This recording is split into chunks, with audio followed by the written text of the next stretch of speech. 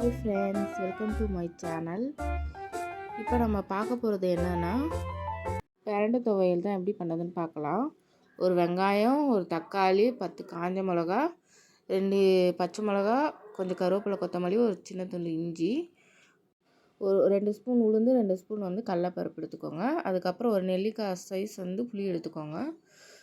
நல்லா பிஞ்சான பிரண்டை எடுத்துக்கோங்க. அப்போ தான் ரொம்ப சுவையாக இருக்கும் செய்கிறதுக்கு. அவ்வளோதான் ஃப்ரெண்ட்ஸ், இவ்வளோ தான் நமக்கு தேவையான பொருள்.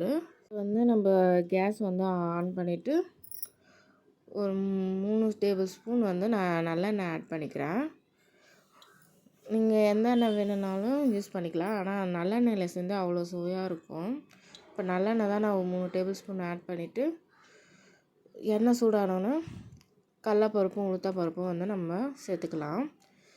சேர்த்ததுக்கப்புறம் நல்லா கரண்டி வச்சு கலந்து கொடுத்துட்டே இருங்க.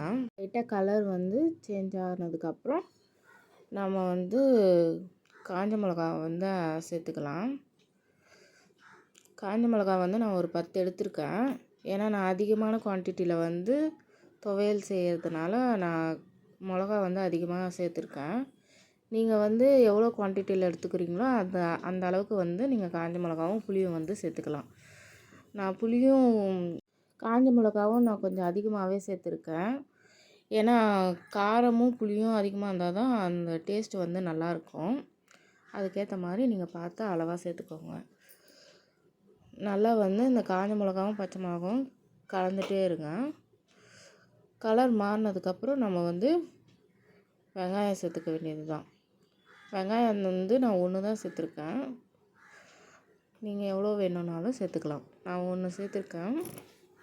இங்கே 1 சேர்த்தாலே போதும், அதுவே அதிகம். வெங்காயமும் கொஞ்சம் கருவேப்பிலை, கொத்தமல்லி, ஒரு சின்ன துண்டு இஞ்சி, கொஞ்சம் தக்காளி மொத்தமாக சேர்த்துருக்கேன். சேர்த்துட்டு இப்போ கலந்துக்க வேண்டியது தான்.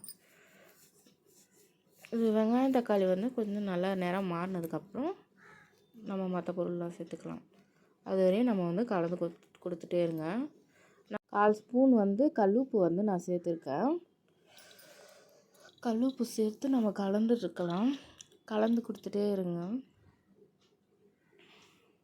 கலந்ததுக்கப்புறம் கேஸ் சிம்மில் வச்சுட்டு கொஞ்சம் நேரம் வதங்கட்டும்.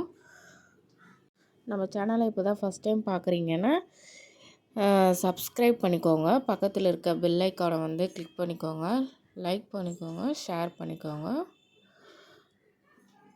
இது கொஞ்சம் நேரம் வதங்கிட்டே இருக்கட்டும். நம்ம கேஸ் ஸ்லோவாக வச்சுட்டு வதக்கி விடுங்க.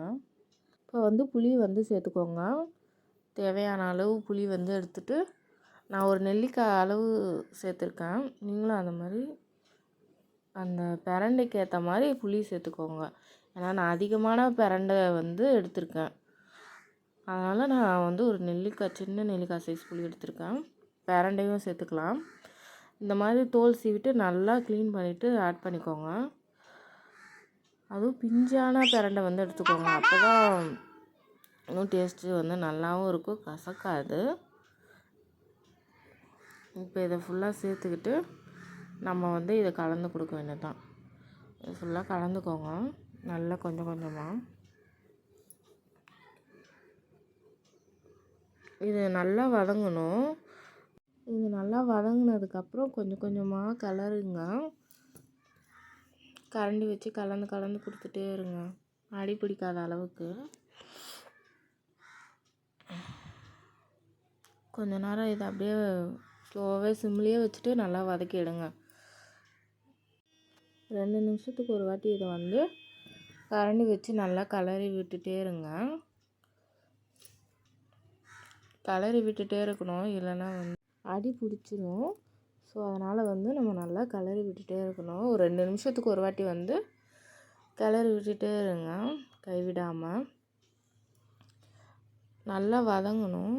நல்லா வதங்கினதுக்கப்புறம் இதை நம்ம ஒரு மிக்ஸி ஜாரில் போட்டு அரைச்சி எடுத்துக்கலாம். நல்லா மையாக அரைச்சி எடுத்துக்கோங்க. அப்போ தான் டேஸ்ட் ரொம்பவே நல்லாயிருக்கும்.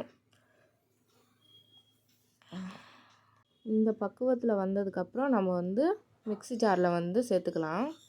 அவ்வளோதான், வெந்தது, வதங்கினது போதும். நம்ம இதை கொஞ்சம் கொஞ்சமாக மிக்ஸி ஜாரில் எடுத்து சேர்த்து அரைச்சி எடுத்துக்கலாம். அவ்வளோதான் ஃப்ரெண்ட்ஸ், சுவையான துவையல், பிரண்டை துவையல் ரெடி ஆயிடுச்சு. நீங்கள் இது எல்லாம்